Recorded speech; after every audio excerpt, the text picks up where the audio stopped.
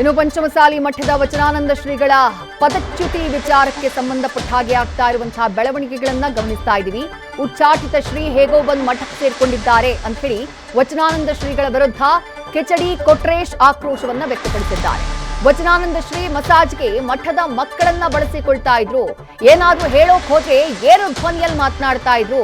Characterless person ಅವರು ಯಾವತ್ತೂ ಬದಲಾವಣೆ ಆಗೋದಿಲ್ಲ ಅಂತ ಹೇಳಿ ಸ್ವಾಮೀಜಿಯ ವಿರುದ್ಧ ವಾಗ್ದಾಳಿಯನ್ನ ನಡೆಸಿದ್ದಾರೆ. ಹಾಗೆ ಸ್ವಾಮೀಜಿ ಬೆನ್ನಿಗೆ ನಿಂತಿರುವಂತಹ ಭಕ್ತರ ವಿರುದ್ಧವೂ ಕೊಟ್ರೇಶ್ ಆಕ್ರೋಶವನ್ನ ವ್ಯಕ್ತಪಡಿಸಿದ್ದಾರೆ. ಪಂಚಮಸಾಲಿ ಯುವ ಘಟಕದ ರಾಜ್ಯಾಧ್ಯಕ್ಷ ಈ ಕೊಟ್ರೇಶ್.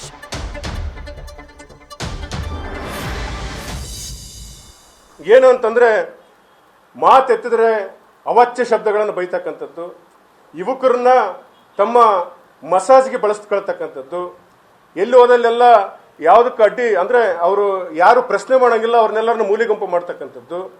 ಈ ಒಂದು ಏನಾದರೂ ಅವರು ಅಲ್ರಿ ಬುದ್ಧಿ ಇದು ಹಿಂಗಲ್ಲ, ಹಿಂಗ ಆಗ್ಬೇಕಾಗಿತ್ತು, ಇದು ಈ ಊರಿಗೆ ಬಂದಿದ್ದೀವಿ, ಇಲ್ಲಿ ಸ್ವಲ್ಪ ಸೂಕ್ಷ್ಮ ಇದೆ, ನಾವು ಬೇರೆಯವರು ಎಲ್ಲ ಜಾತಿಗಳ ಜೊತೆ ನಾವು ಇಲ್ಲಿ ಚೆನ್ನಾಗಿ ಬದುಕ್ತಾ ಇದ್ದೀವಿ, ಇಲ್ಲಿ ಬೇರೆ ಥರದ್ದು ಮಾತಾಡಬಾರ್ದು, ಸ್ವಲ್ಪ ಮೆಲ್ಲಕ್ಕೆ ಮಾತಾಡಿ ಅಂತಂದ್ರ ಲೇ ನೀನ ನಾನು ಅಂತೇಳಿ ಅಂದ್ರೆ ಬಹಳ ಗಟ್ಟಿಯಾಗಿ ನಮ್ಮನ್ನು ಇದು ಗದರಿಸ್ತಕ್ಕಂಥದ್ದು.